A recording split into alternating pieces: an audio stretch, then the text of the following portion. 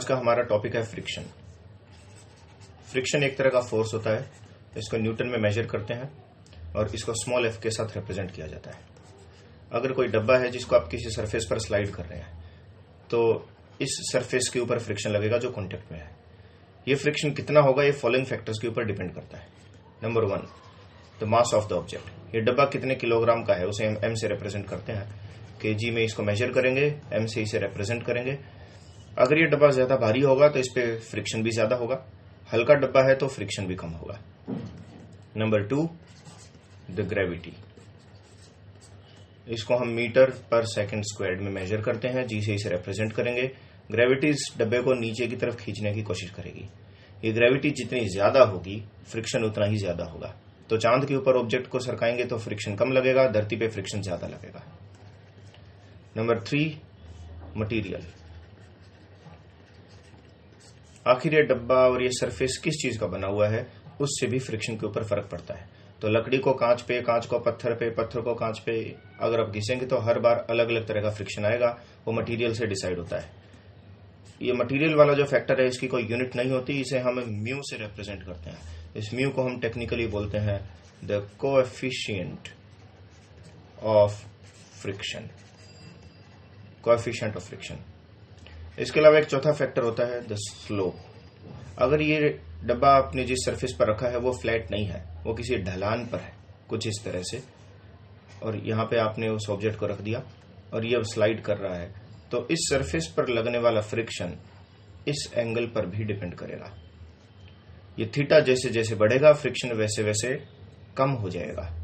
तो स्लोप, इस स्लोप को हम रेडियंस में मेजर कर सकते हैं या डिग्री में, और इसको रिप्रेजेंट करते हैं थीटा से।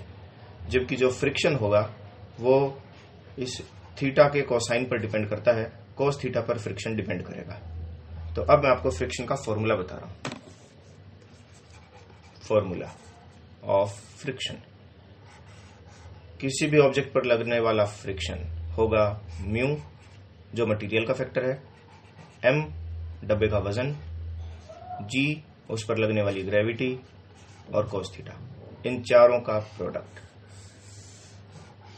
ये फ्रिक्शन का फॉर्मूला हो गया। इसके बाद अगला कुछ टर्म्स है यहां पर। सबसे पहले है द एंगल ऑफ रिपोज। जैसे मान लीजिए कोई ढलान है और उस ढलान पर आपने कोई गाड़ी खड़ी कर रखी है। अब नॉर्मली फ्रिक्शन की वजह से ऑब्जेक्ट फिसलने से बच जाता है। जैसे अगर आपने गाड़ी में हैंड ब्रेक्स लगा रखे हैं तो नहीं फिसलेगी, लेकिन एक लिमिट होती है इस एंगल की जिसके बाद फिर ये फ्रिक्शन भी इस गाड़ी को फिसलने से नहीं रोक सकता। तो जैसे जैसे ये स्लोप, ये एंगल बढ़ता चला जाएगा, इस गाड़ी के नीचे फिसलने की संभावना भी बढ़ती चली जाएगी। तो वो मिनिमम एंगल जिसके बाद ये गाड़ी फ्रिक्शन की वजह से फिसलने से नहीं बच सकती, उस एंगल को हम बोलते हैं द एंगल ऑफ रिपोज। इसको हम थीटा आर से रिप्रेजेंट करेंगे। तो angle of repose is the minimum angle after which the object is at the verge of sliding, जिसके बाद वो फिसलना शुरू कर देता है। इसके बाद नेक्स्ट है the angle of friction. Numerically angle of repose और एंगल ऑफ फ्रिक्शन में कोई फर्क नहीं होता। एंगल ऑफ फ्रिक्शन और एंगल ऑफ रिपोज इन दोनों की वैल्यू आपस में इक्वल होती है। डेफिनेशन वाइज थोड़ा सा फर्क है। ये सरफेस है, सरफेस के ऊपर कोई डब्बा रखा हुआ है, तो ये सरफेस इस डब्बे पर एक फोर्स लगाता है ऊपर की तरफ जिसे हम बोलते हैं द नॉर्मल रिएक्शन। वहीं यहां पर सपोज इस डायरेक्शन में लग रहा है फ्रिक्शन जिसे मैं एफ से रिप्रेजेंट कर रहा हूं, तो इन दोनों फोर्सेस का एक कंबाइंड रिजल्टेंट होगा जो इस डायरेक्शन में आएगा। इस रिजल्टेंट वेक्टर का नॉर्मल के साथ जितना भी एंगल ये बनता है इसे हम बोलते हैं the angle of friction. Numerically ये दोनों की दोनों वैल्यू सेम होती है। There is a relation between mu and angle of repose या फिर एंगल ऑफ फ्रिक्शन। तो म्यू और एंगल ऑफ रिपोज में क्या रिलेशन है? जितना भी एंगल ऑफ रिपोज होगा या एंगल ऑफ फ्रिक्शन होगा उसका टेंजेंट म्यू की वैल्यू होती है। तो जो मटेरियल वाला फैक्टर था म्यू, उसको मेजर करने का तरीका ये है। थीटा की वैल्यूज रेंज करती हैं बिटवीन 0 डिग्री टू 90 डिग्री, तो वहीं पे म्यू की वैल्यू रेंज करेगी फ्रॉम 0 टू इन्फिनिटी। एक ये रिलेशन है एंगल ऑफ रिपोज और कोएफिशिएंट ऑफ फ्रिक्शन के बीच में। इसके बाद अगला एक टॉपिक आता है the types of friction. Types of friction. Type 1 static friction, Hindi में इसे बोलते हैं स्थितिज घर्षण। जब तक आप किसी ऑब्जेक्ट पर फोर्स लगा रहे हैं लेकिन वो सरक नहीं पा रहा, तो उसको जो फ्रिक्शन सरकने से रोकता है उसे स्टैटिक फ्रिक्शन बोलते हैं। जैसे आप किसी दीवार को धक्का मार रहे हैं या जमीन पर रखा हुआ कोई बर्तन है, उससे अगर चींटी धक्का मारेगी तो उससे वो बर्तन नहीं सरकेगा, लेकिन अगर आप धक्का मारेंगे तो बर्तन सरक जाएगा। तो चींटी के केस में जो फ्रिक्शन उसको रोक रहा था वो स्टैटिक फ्रिक्शन था। आपके केस में फ्रिक्शन की दूसरी टाइप आती है जिसको हम आगे डिस्कस करेंगे। स्टैटिक फ्रिक्शन की अपनी एक लिमिट होती है जहां तक वो ऑब्जेक्ट को सरकने से रोक सकता है। इसके लिए जो कोएफिशिएंट ऑफ फ्रिक्शन है उसको हम म्यू एस से रिप्रेजेंट करते हैं, स्टैटिक कोएफिशिएंट ऑफ फ्रिक्शन। तो अगर सपोज ये डब्बा जमीन पर रखा है और इसके लिए मैक्सिमम लिमिट है 5 न्यूटन कि 5 न्यूटन तक का फोर्स सह सकता है, तब तक ये नहीं चलेगा, तो 5 न्यूटन तक स्टैटिक फ्रिक्शन लगेगा। ऐसे में अगर आपने मान लीजिए सिर्फ 3 न्यूटन का ही फोर्स लगाया है तो फ्रिक्शन भी रिटर्न में 3 न्यूटन का ही लगेगा ताकि टोटल फोर्स ऑब्जेक्ट पर 0 हो। जब आपने 4 न्यूटन का फोर्स लगा दिया तो रिटर्न में फ्रिक्शन भी 4 न्यूटन का ही लगेगा। लेकिन अगर आप फोर्स मान लीजिए 5 न्यूटन से ज्यादा लगा देते हैं तो ऐसे केस में ऑब्जेक्ट सरकना शुरू हो जाएगा, फिर उसे स्टैटिक फ्रिक्शन नहीं बोलते। स्टैटिक फ्रिक्शन सिर्फ ये वैल्यूज हैं जब तक वो लिमिट से कम है।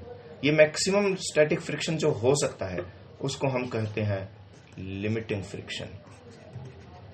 लिमिटिंग फ्रिक्शन आगे से मैं इसके लिए रिप्रेजेंट करूंगा एफ लिमिट इस टर्म से। तो static friction self adjusting friction होता है, जितना अप्लाइड फोर्स होगा उतना ही रिटर्न में फ्रिक्शन होगा up to a certain limit, जो लिमिटिंग फ्रिक्शन है। तो लिमिटिंग फ्रिक्शन का जो फॉर्मूला होगा वो है म्यू एस, जो कोएफिशिएंट ऑफ फ्रिक्शन है स्टैटिक वाला, आगे एम जी कॉस थीटा। इसके बाद फ्रिक्शन की second type the kinetic friction, Hindi में इसे बोलते हैं गतिज घर्षण, इंग्लिश में काइनेटिक या डायनेमिक दोनों बोलते हैं। तो जब कोई ऑब्जेक्ट सरक रहा है पहले से ही, ये ऑब्जेक्ट पहले से ही मूव कर रहा है, सपोज फॉरवर्ड डायरेक्शन में मान लीजिए 4 मीटर पर सेकंड से, ऐसे में यहां जो फ्रिक्शन लगेगा ये इसको पीछे की तरफ फोर्स लगाकर इसकी स्पीड को कम करने की कोशिश करेगा। तो स्टैटिक फ्रिक्शन वो था जो ऑब्जेक्ट को चलने ही ना दे। काइनेटिक फ्रिक्शन वो है जो चलते हुए ऑब्जेक्ट को स्लो करने की कोशिश करे, जब ऑब्जेक्ट पहले से ही मोशन में है और उस समय जो फ्रिक्शन लगे। लेकिन काइनेटिक फ्रिक्शन सेल्फ एडजस्टिंग नहीं होता, ये ऑलमोस्ट कांस्टेंट होता है। तो आप चाहे कितना ही फोर्स लगा लें या कितनी स्पीड बढ़ा लें, काइनेटिक फ्रिक्शन लगभग सेम रहेगा। तो ऐसे में एक डायग्राम है, ग्राफ, वाई एक्सिस पर मैं रिप्रेजेंट कर रहा हूं फ्रिक्शन की वैल्यू और एक्स एक्सिस पर मैं रिप्रेजेंट कर रहा हूं वो फोर्स जो आपने लगाया। तो ये है द फोर्स अप्लाइड और यहां पर ये है द फ्रिक्शन इन रिटर्न, जो आपको फ्रिक्शन मिलेगा। तो शुरुआत में ऑब्जेक्ट रुका हुआ है, कोई फोर्स नहीं, कोई फ्रिक्शन नहीं। जैसे ही आपने थोड़ा सा फोर्स लगाया, थोड़ा सा फ्रिक्शन बढ़ा।